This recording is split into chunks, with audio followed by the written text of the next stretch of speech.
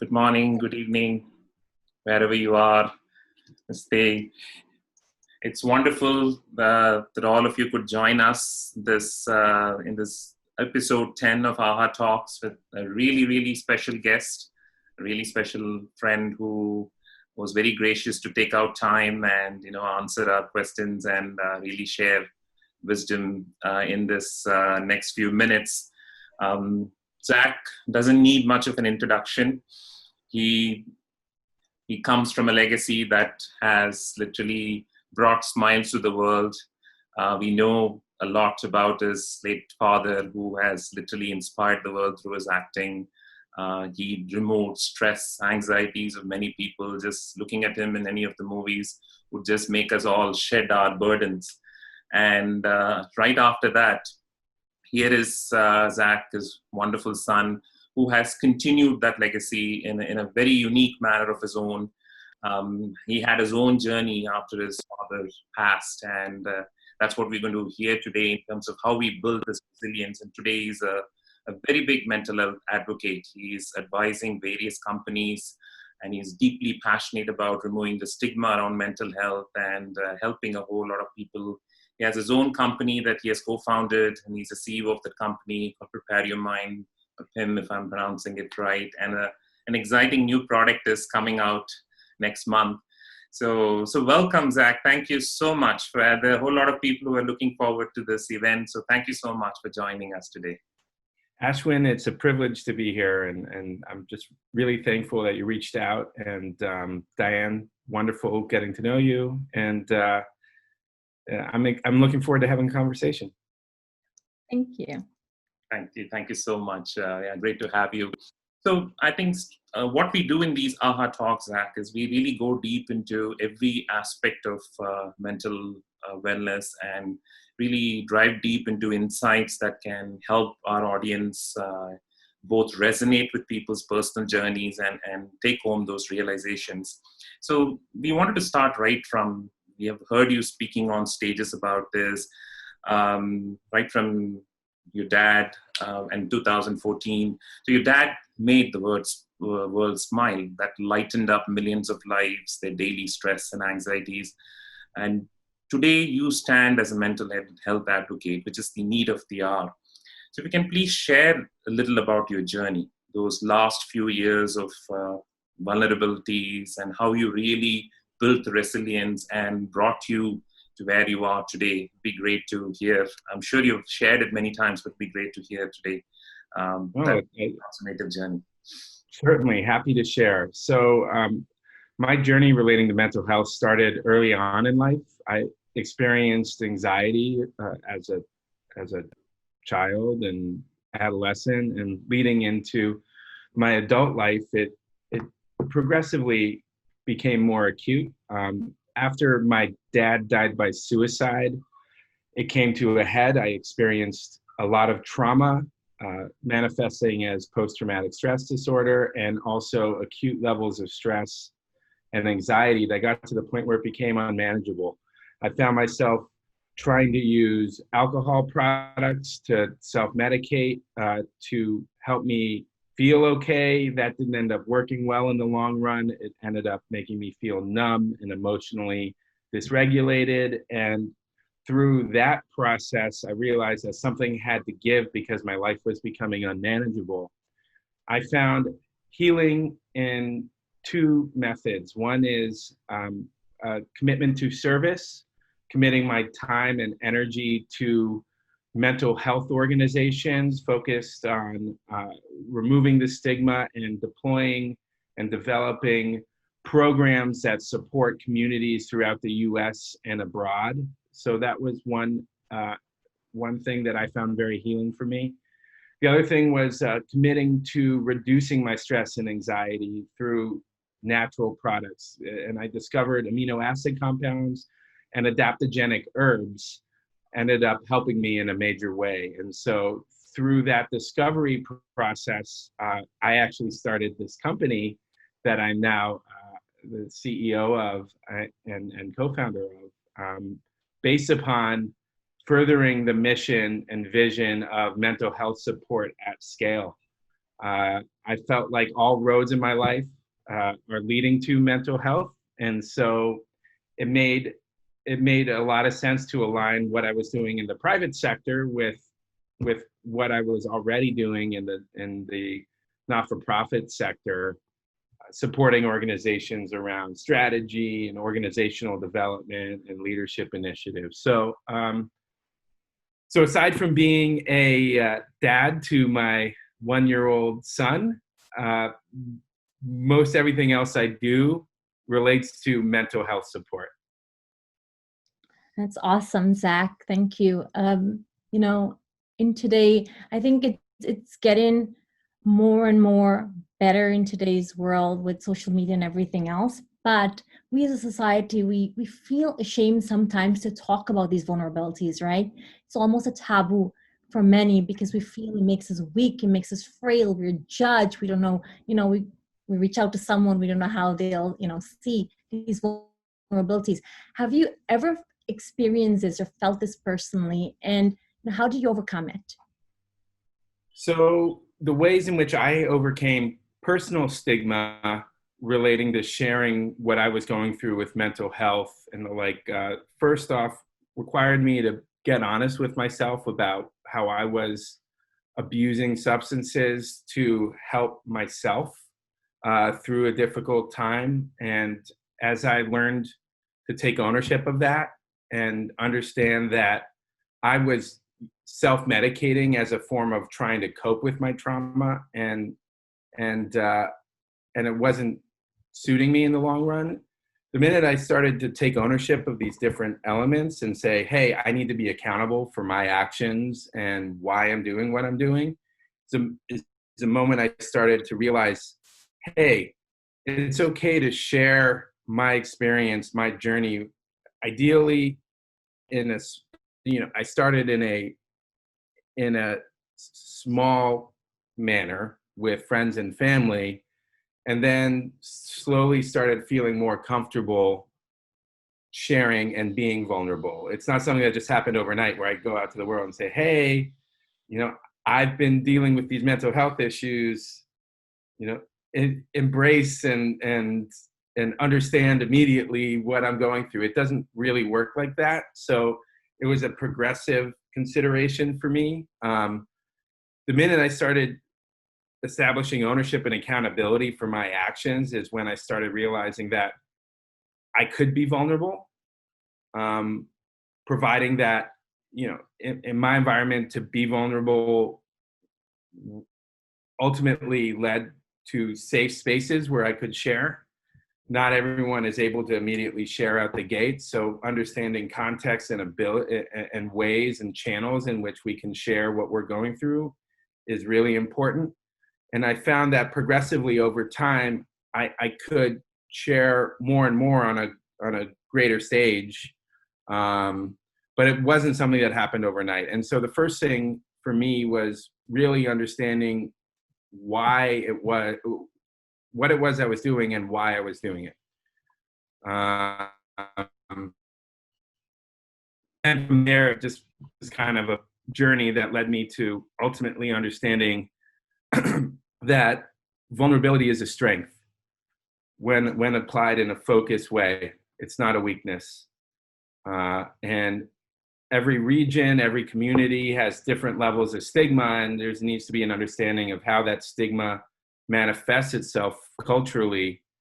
But over time, for me, I've started to understand what it is the stigma looks like here in the US, and we're trying to push the narrative and break down that stigma, and being open and accountable and taking ownership of my actions has been a core element of working out how to break down that stigma.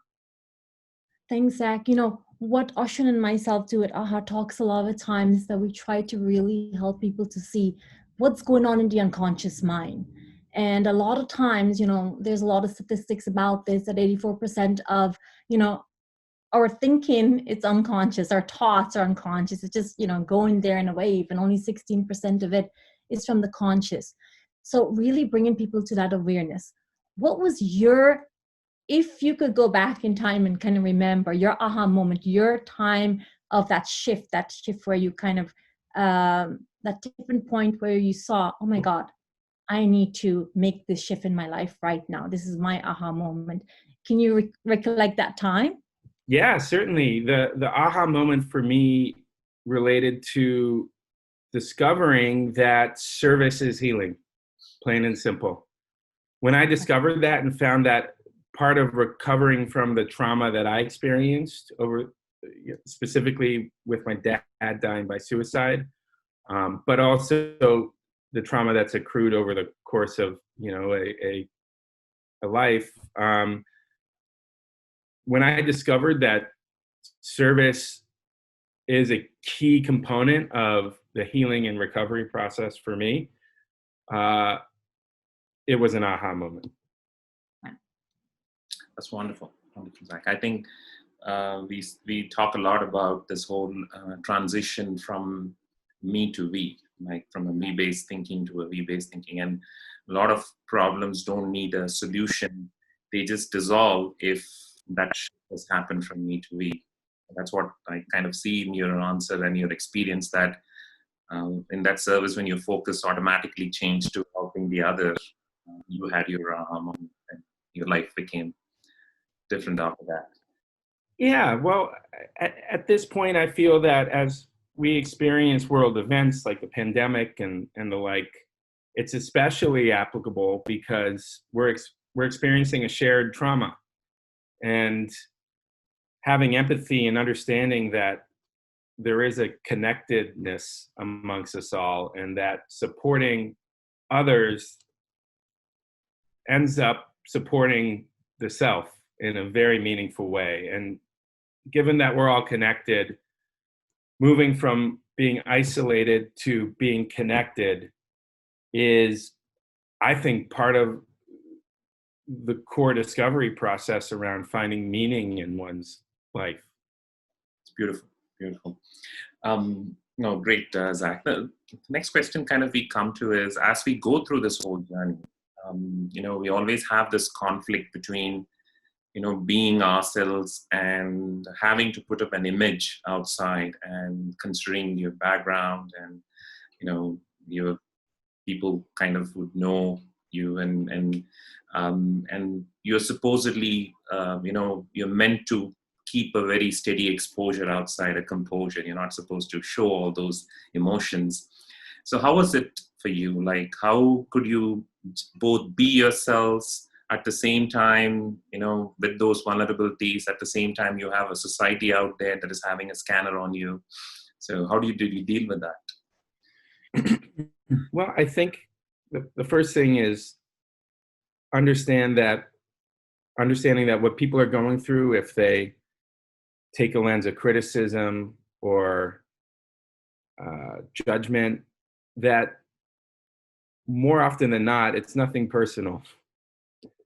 It generally relates to their own path and journey, and being able to come from an authentic place in which you're sharing you and have the greater good of a community in mind when you do things, when you act, I think ultimately leaves me confident and comfortable to be vulnerable, to seek to be courageous in our actions.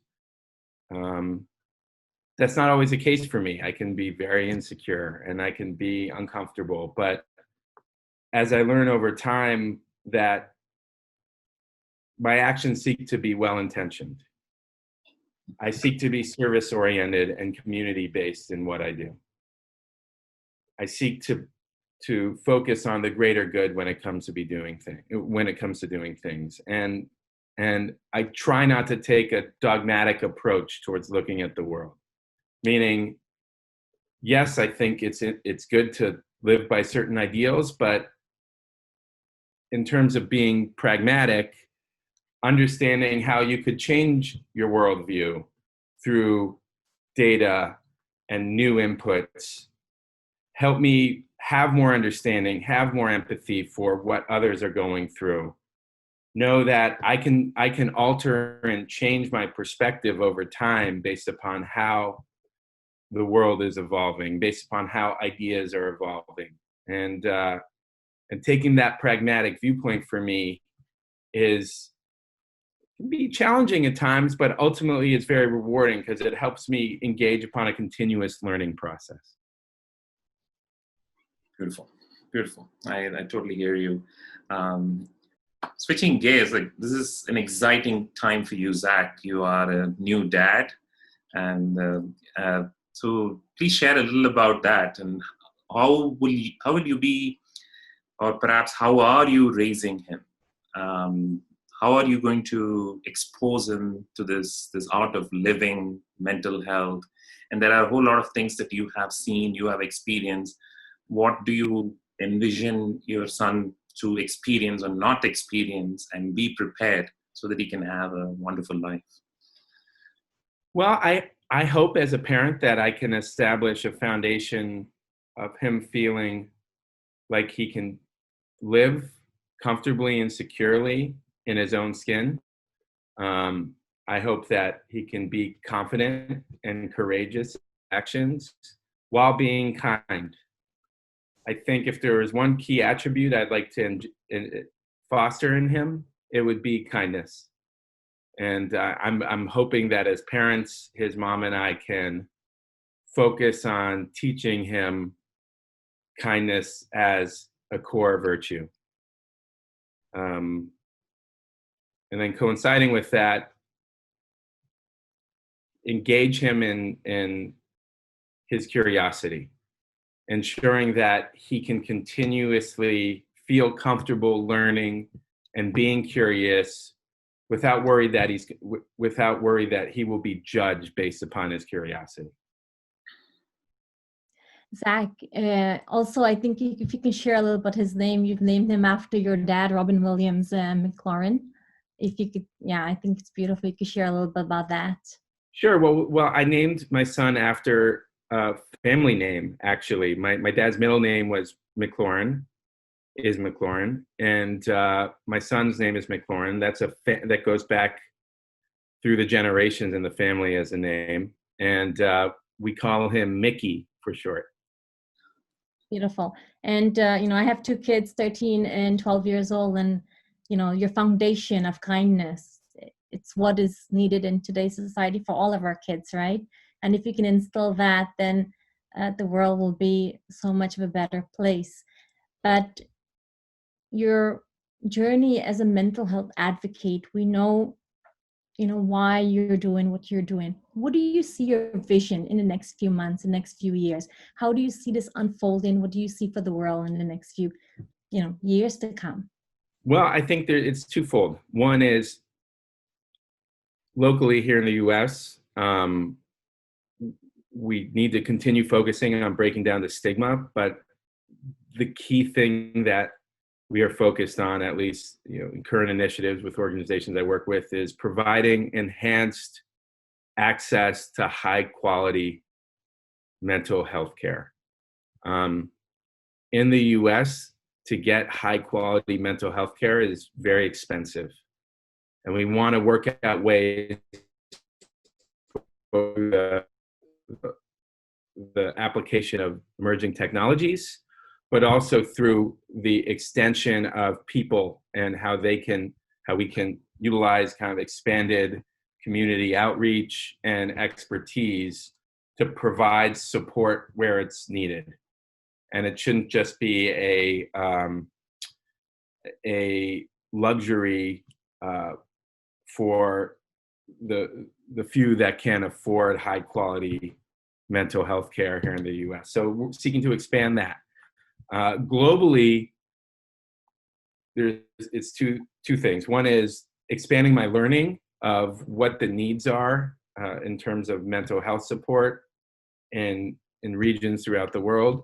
The other thing is understanding what the local issues are associated with stigma and establishing campaigns and platforms to address that stigma. It's very different in South Asia versus Europe. And so understanding the needs and establishing means to break down the stigma based upon what the needs are is key over the next few years.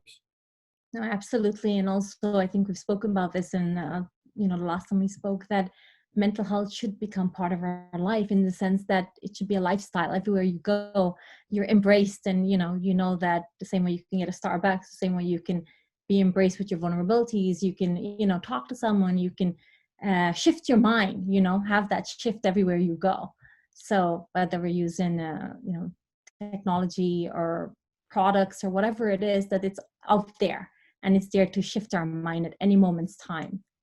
Yeah, I agree. And another consideration around it, if you're looking at a greater level, to abstract it out a level, it's about understanding our innate bias, our implicit biases that we have and we live in day to day. If we understand them, we can work out ways to de-bias our activity, whether that involves prejudice of some sort, whether it involves ideas of the world that lead us to make decisions that might not be helpful for ourselves or for our communities, things like that. And so just having acknowledgement and understanding of what those biases are is a first step. And the more we can orient towards understanding our biases, the more we can de-bias to live a more connected life. Absolutely. Zach, on a more personal note, in times like what we're going through right now, pandemic, how are you keeping your mind, your family, your team strong? And what would you like to say as how, us as humanity can really build our resilience and get through these tough times? Well, ways in which I'm managing my own well-being during the pandemic is to prioritize self-care prior to showing up for others. I can't stress that enough. I orient towards caretaking mode sometimes, and I end up doing things and wanting to commit to service and supporting my communities, people I care about. But if I'm empty and drained, then I can't show up in the way that I need to show up. And managing personal resentments is something that's key too. It's if I don't take care of myself, I can get frustrated, and if I don't manage that frustration, I can get angry, and that anger ends up being not productive. It ends up causing me to say things and do things that I don't necessarily mean or want to do, and if I feel like I'm taking care of myself, that anger isn't there, that frustration isn't there. That isn't to say it can be, it's okay to feel things. It's just I find myself becoming resentful and isolating because I don't want to lash out at people if I'm frustrated and angry because I don't take care of myself. So, I would call it more frustration. I haven't really felt, it's not anger per se, but it's when I can be cranky, when I can be moody, it's almost always related to me doing the things I need to do to take care of myself. No, it's self-care, self-love is so much needed, and sometimes it gets misconstrued as being narcissistic, or you're not caring for the other, and it creates a big conflict in our mind.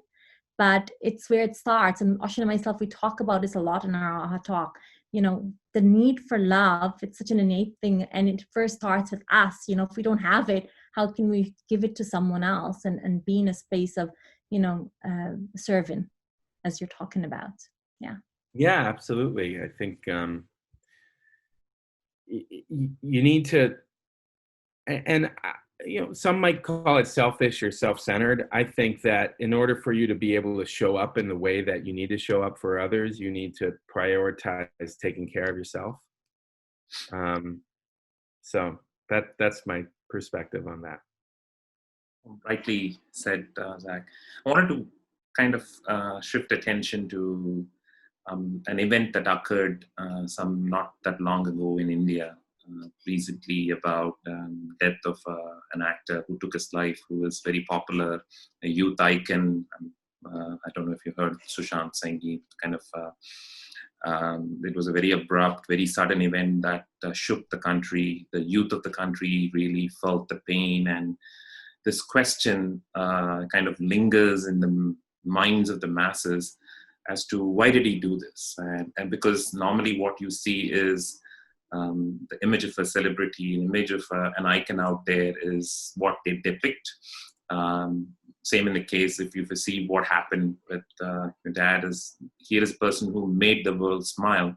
And similar kind of questions come even when this happened. The youth here are asking, why did he do this? And so what happens is this brings about a tremendous conflict in their own personal lives, because whatever kind of self-esteem issues, self-worth issues that they had in them, and they looked upon someone to be their role model, in this case with Sushant, they are perplexed and they are looking for a direction. And hearing from someone like you who has seen it directly from happening in your experience, what would you tell to the youth of India who are just stuck with questions, no answers? There's a lot of blame, there's a lot of conflict, and they don't know how to grasp it, and that creates a follow-on effect because they connect it to their personal life. Yeah. Well, first off, I would say have empathy for his experience, his potential struggles, and what his friends and family go through, and as part of that too, grieve. Take the time to grieve, to appreciate him and what he's brought to the world. That's important. Make space for that grieving, and then know that at the end of the day, what people go through internally and struggle with might not necessarily be shared with the outside world, and save space for that too, that there was a private struggle there, and acknowledge and know that the way things turned out with the suicide definitely was hurtful for many, but take the time to grieve and go through that process. Ultimately, it will be healing in the long run to give yourself space. That's what I would say. It's a struggle and a process, and it can be traumatizing in many ways. Acknowledge the trauma. If you're feeling trauma around the suicide, take the time to acknowledge it, and then say, what can I do for myself to support myself so that I can show up for others and live the life that I want to lead. Beautiful. Beautiful. I think we kind of now almost come to the last part of the event. It'll be great, Zak, if you can share a little bit about PYM and the vision of PYM and about the product launch next month. Sure. Well, we created a natural, safe, effective product with PIM. The goal is to provide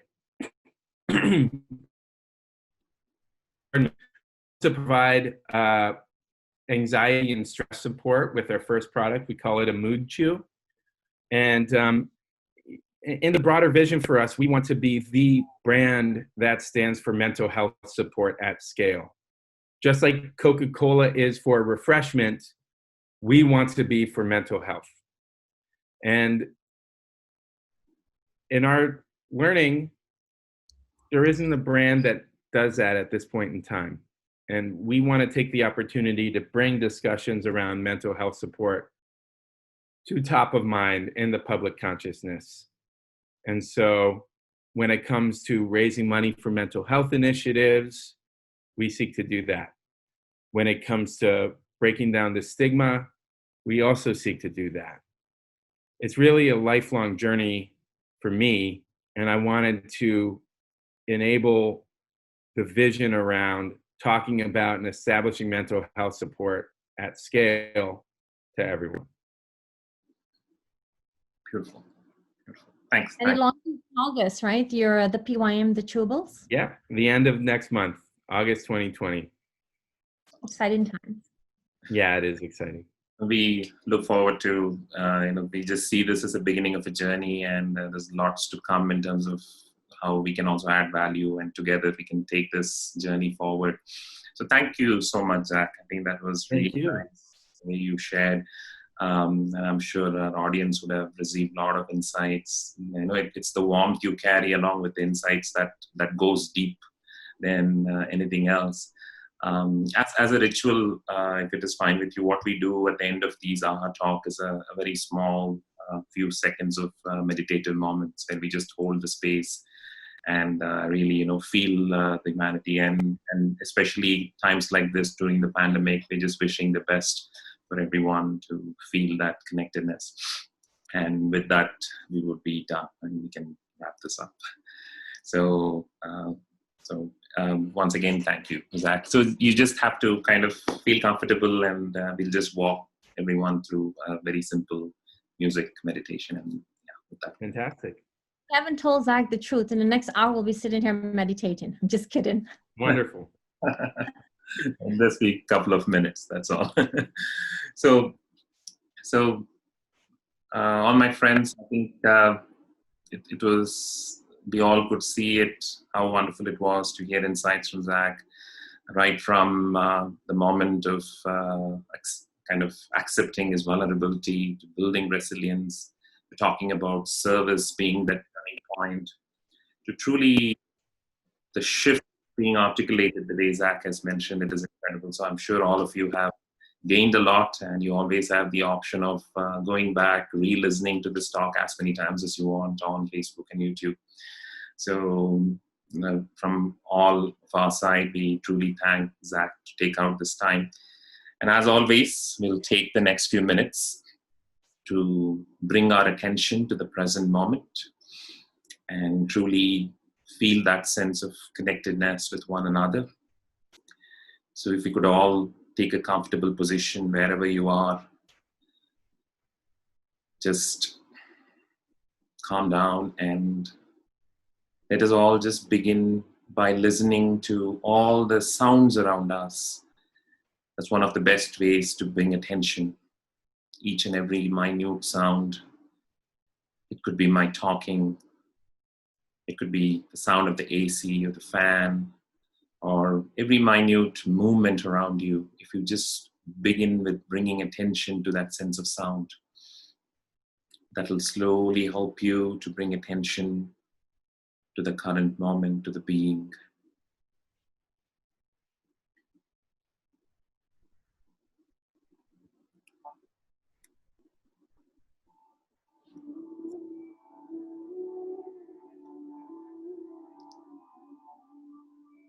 As we listen to the sounds,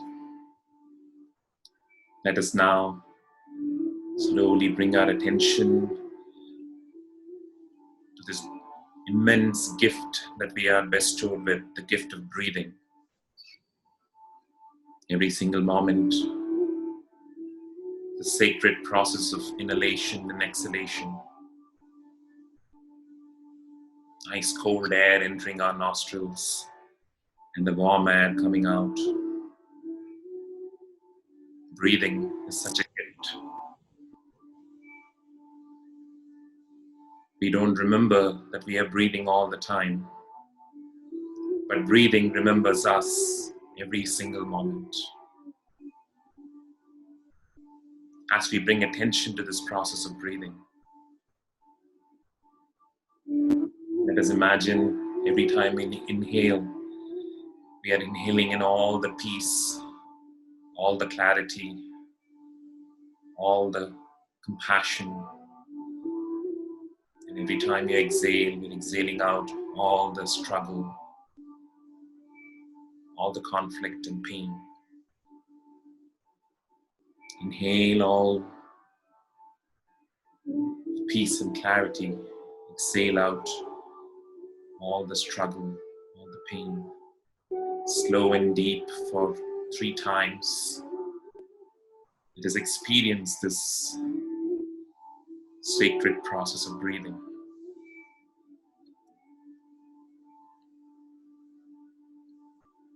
Inhale in peace and clarity.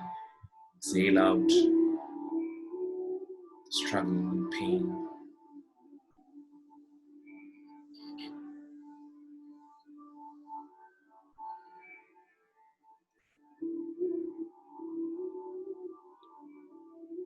In that process of inhalation and exhalation, let us all gently bring both our hands to the center of our chest region. Feel our heart.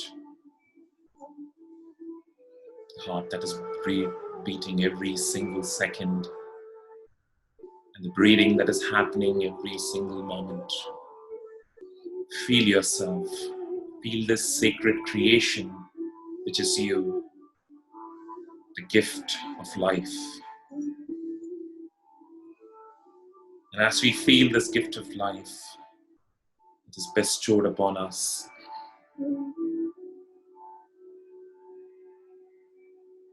let us hold a sense of gratitude for this amazing gift. We didn't create ourselves, but an amazing chain of events, an amazing force, a universal force, brought us into this planet in this beautiful form. Let us acknowledge it, appreciate it, and truly enjoy ourselves.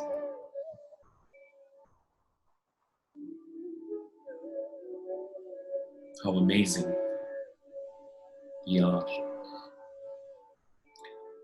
How amazing we are to each other. How amazing we are in ourselves.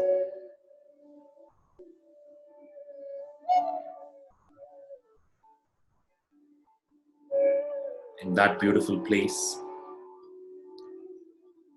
let us take this deep incantation that I'm going to do all it takes in me. I'm going to do all it takes in me to live a clear, happy, compassionate life. I'm going to do all it takes in me to live a clear, happy, compassionate life. The second would be, I'm going to do all it takes to help others live a clear, happy, compassionate life. I'm going to help others live a clear, happy, compassionate life, and I'm going to do all it takes to make that happen.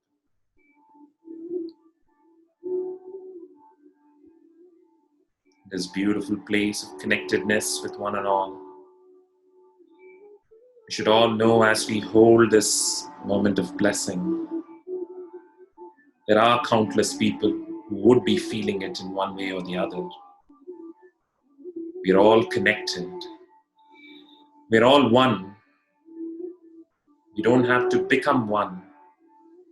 We were always one. We just have to realize that we are.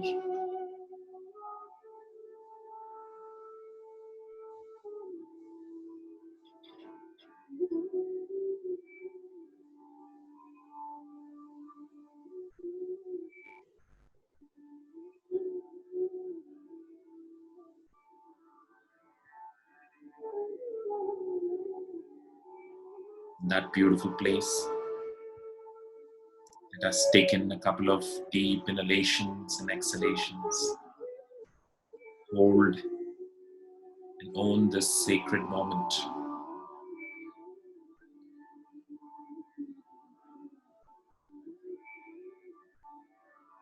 And gently we can bring down our hands.